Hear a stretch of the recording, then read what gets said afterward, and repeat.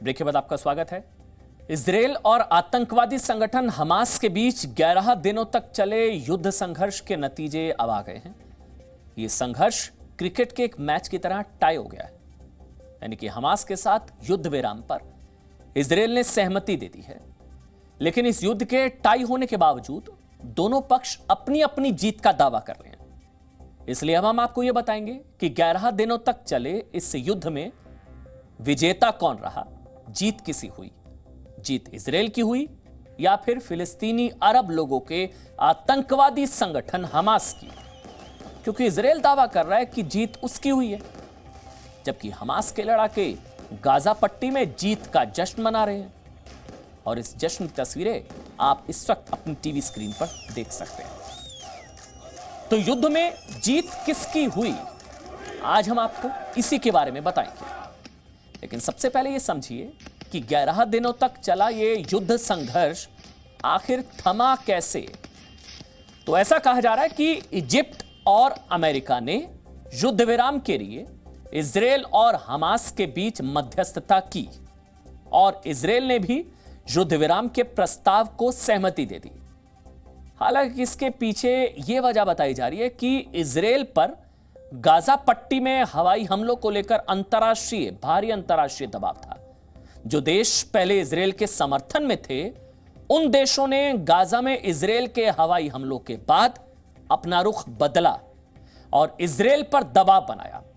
और इस दबाव ने इजरायल को युद्ध विराम पर सहमति देने के लिए मजबूर किया, जबकि हमास पर भी अंतर्राष्ट्रीय समुदाय की तरफ से दबाव बढ़ रहा था कि फिलिस्तीनी अरब लोगों की आड़ में इजरायल के नागरिकों पर रॉकेट दागने बंद करें। यानी दोनों पक्षों पर दबाव था और इसलिए 11 दिनों के बाद युद्ध विराम पर सहमति बन पाई। लेकिन यह युद्ध विराम कब तक रहता है, यह एक बड़ा सवाल है, क्योंकि वर्ष 2014 में भी एक ऐसे प्रस्ताव पर दोनों पक्षों के बीच सहमति बनी थी। उस समय इजरायल और हमास के बीच 7 हफ्तों तक युद्ध चला था। यहां 11 दिनों तक चला है, उस वक्त 7 हफ्तों तक युद्ध चला था। इसके बाद युद्ध विराम पर दोनों पक्ष तैयार हो गए थे, लेकिन दुर्भाग्यवश यह प्रस्ताव ज्यादा दिन तक नहीं टिका और इस बार भी हो सकता है कि यह युद्ध विराम ज्यादा दिन ना चले, क्योंकि इजरायल कभी नहीं चाहेगा कि अंतर्राष्ट्रीय स्तर पर यह संदेश जाए, यह मैसेज जाए कि उसे भारी दबाव की वजह से हमास के खिलाफ अपनी कार्रवाई रोकनी पड़ी, जबकि हमास ऐसा ही चाहता है। इसलिए यह प्रस्ताव युद्ध रोकने की 100% गारंटी नहीं है। हालांकि आप कुछ आंकड़ों से यह जरूर समझ सकते हैं कि 11 दिनों तक चले इस संघर्ष में जीत किसकी हुई, जीता कौन, और इसे दोनों पक्षों को हुए नुकसान से आप समझ सकते हैं। पहले हमास को हुए नुकसान के बारे में आप समझिए, आपको बताते हैं। देखिए, हमास का नियंत्रण गाजा पट्टी के इलाकों में है और इन इलाकों में इजरायल के हवाई हमलों में 243 लोग मारे गए, 243, 66 बच्चे हैं इनमें। इसके अलावा इजरायल का दावा है कि उसने इजरायल के 250 आतंकवादियों को मार गिराया, जिनमें 25 बड़े हैंडलर थे। इजरायल ने यह भी कहा है कि उसने हवाई हमलों में हमास का टनल नेटवर्क तबाह कर दिया है। इन टनल्स का इस्तेमाल हमास इजरायल में आतंकवादियों को भेजने के लिए करता था, वो टनल खत्म। इसके अलावा इजरायल के हवाई हमलों से गाजा पट्टी में 17,000 घरों को नुकसान पहुंचा है, 17,000। हमास के मीडिया ऑफिस ने खुद यह जानकारी दी है कि इन हमलों से गाजा पट्टी की फैक्ट्रियों में $40 मिलियन का नुकसान हुआ है। गाजा पट्टी के एनर्जी सेक्टर को $22 मिलियन का नुकसान हुआ है, जबकि कारोबारियों के $27 मिलियन इस युद्ध में डूब गए। इस हिसाब से देखें तो जिस गाजा पट्टी में हमास का नियंत्रण है, वहां इस युद्ध में लगभग $90 मिलियन यानी कि 700 करोड़ बर्बाद हो गए, जबकि हमास इजरायल का ज्यादा कुछ नहीं बिगाड़ पाया। हमास के रॉकेट हमलों में इजराइल के 12 लोगों की मौत हुई है, जबकि एक जवाब भी इसमें मारा गया है। अब दोनों पक्षों को हुए इस नुकसान में इतना बड़ा अंतर है, तो फिर यह समझना भी जरूरी है कि हमास इसे अपनी जीत कैसे बता रहा है। इसके लिए हमें इजराइल और हमास दोनों के उद्देश्यों को समझना होगा। पहले बात करते हैं इजराइल की। इजराइल के प्रधानमंत्री बेंजामिन नेतन्याहू ने कहा था कि हमास से 2 तरह से निपटा जा सकता है। पहला, हमास पर पूरी तरह से विजय प्राप्त करके, या फिर हमास की लड़ाकू क्षमता को नष्ट करके। इजराइल ने दावा किया है कि उसने इजराइल के लगभग 250 लड़ाकों को मार दिया है, उसके टनल नेटवर्क को बर्बाद कर दिया है, उसके इंफ्रास्ट्रक्चर को भी नुकसान पहुंचाया है। प्रधानमंत्री इजराइल के बेंजामिन नेतन्याहू का दावा है कि इजराइल ने हमास को कई वर्षों पीछे धकेल दिया है। हालांकि इजराइल ने भले ही हमास को भारी नुकसान पहुंचाया, लेकिन वो अपने लक्ष्य में कामयाब नहीं हुआ। समझिए, वो ना तो हमास पर पूरी तरह से विजय प्राप्त कर पाया और ना ही उसकी युद्ध क्षमता को पूरी तरह से नष्ट कर पाया। और इसके भी कई कारण हैं। हमास के पास अब भी 50,000 लड़ाके गाजा पट्टी में मौजूद हैं। हमास के पास हजारों रॉकेट का जखीरा है और हमास कल रात तक इजराइल पर रॉकेट दाग रहा था। कल रात तक, यानी कि हमास ने दिखा दिया कि वो कमजोर जरूर है, लेकिन वो फिर भी रॉकेट दाग कर इजराइल को परेशान कर सकता है। अब बात करते हैं हमास की। युद्ध शुरू होने की 2 प्रमुख वजह बताई गई थी। इजराइल द्वारा पूर्वी जेरूसलम में फिलिस्तीनी नागरिकों के घर खाली कराना, और दूसरा, जिसकी तस्वीरें सबने देखी, अल अक्सा मस्जिद में रमजान के आखिरी शुक्रवार को हुई झड़प। जिस दिन झड़प हुई थी, उसके अगले दिन से ही हमास ने इजराइल पर रॉकेट दागने शुरू कर दिए। ये रॉकेट दाग कर हमास ने जता दिया कि वो ही फिलिस्तीनियों का असली मसीहा है। हमास ने बता दिया कि वो ही फिलिस्तीनियों का असली मसीहा है।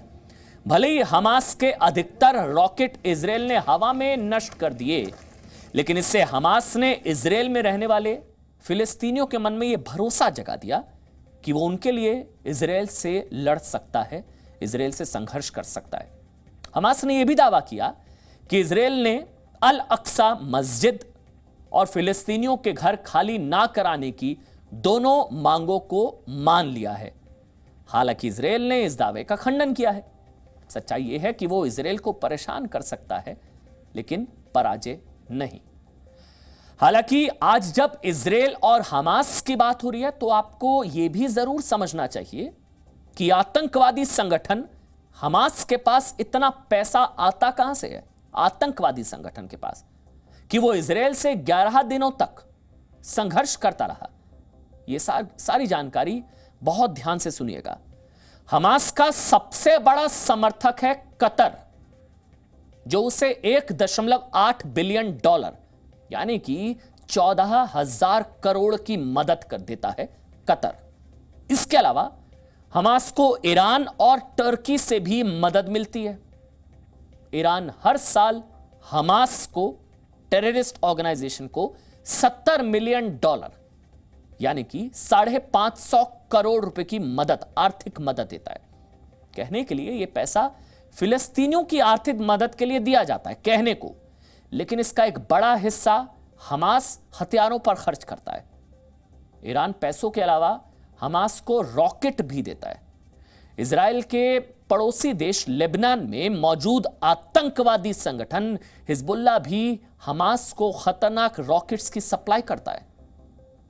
एक्सपर्ट्स का मानना है कि हमास के पास अब भी 10,000 रॉकेट्स मौजूद हैं, सीजफायर के बाद भी। इसके अलावा हमास हर साल $27 मिलियन यानी कि 200 करोड़ रुपए गाजा पट्टी में लोगों से टैक्स के रूप में वसूलता है।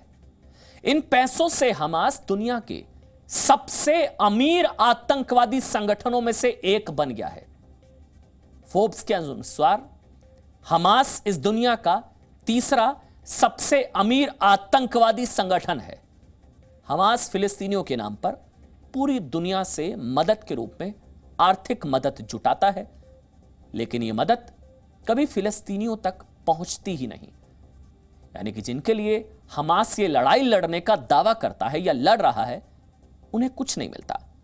इसे आप कुछ और आंकड़ों से समझिए।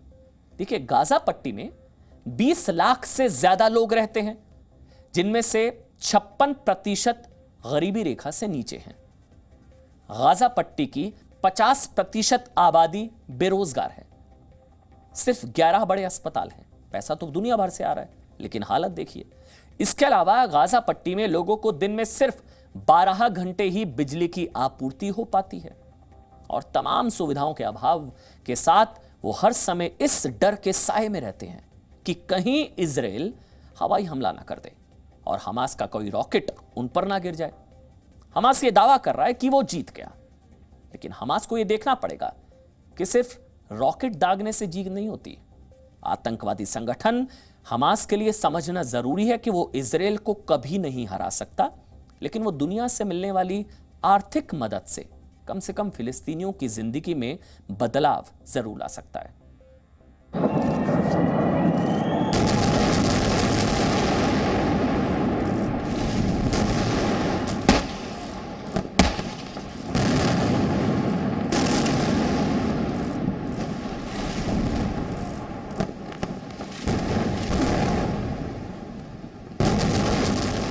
पिछले 11 दिनों से इजराइल और हमास में भीषण युद्ध चल रहा था। 11 दिनों के बाद इजराइल की कैबिनेट ने युद्ध विराम पर मुहर लगाई है, जिसके बाद इजराइल ने अपनी ओर से युद्ध बंद कर दिया है। इजराइल के इस कदम को हमास अपनी जीत बता रहा है।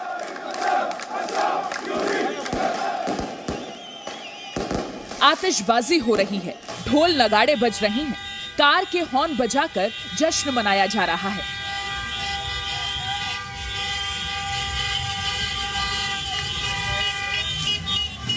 इजराइल के युद्ध विराम पर फिलिस्तीन के लोग खुश हो रहे हैं। स्थानीय समय के मुताबिक रात 2 बजे जैसे ही इजराइल और हमास के बीच युद्ध विराम लागू हुआ, गाजा शहर में लोग सड़कों पर उतर गए। लोग ऐसे झूम रहे थे मानो कोई जंग जीत ली हो। जिस गाजा शहर से एक दिन पहले तक बर्बादी की तस्वीरें सामने आ रही थी, इजराइल की एयर स्ट्राइक की तस्वीरें सामने आ रही थी, उस गाजा शहर में युद्ध विराम का ऐलान होने के बाद जश्न मनाना स्वाभाविक था। लेकिन ये जश्न फिलिस्तीनी अपनी जीत को लेकर मना रहे थे। दरअसल हमास को लगता है कि इजराइल की ओर से युद्ध विराम का ऐलान उसकी जीत है। हमास के नेता युद्ध विराम को न सिर्फ अपनी जीत बता रहे हैं, बल्कि इजराइल को अभी भी चेतावनी देने में पीछे नहीं है। اليوم تقف هذه المعركة صحيح، لكن فليعلم نتنياهو وليعلم العالم كله أننا يدنا على الزناد، وأننا سنبقى نراكم إمكانيات هذه المقاومة، ونقول لنتنياهو وجيشه إن عدتم عدنا। फिलिस्तीन भले ही इजराइल के युद्ध विराम को अपनी जीत बता रहा हो, लेकिन सच्चाई कुछ अलग है। युद्ध में किसकी जीत हुई और किसकी हार, ये समझने के लिए कुछ जानकारी आपको देखनी चाहिए। युद्ध में हमास ने इजराइल पर 4300 से ज्यादा रॉकेट दागे। इजराइल के आयरन डोम ने 90% रॉकेट तबाह कर दिए। हमास के मुताबिक 232 और इजराइल के मुताबिक 12 इजरायली लोगों की मौत हुई। इजराइल ने हमास के 800 से ज्यादा ठिकाने तबाह किए। इजराइल ने हमास के कई कमांडरों को मार गिराया।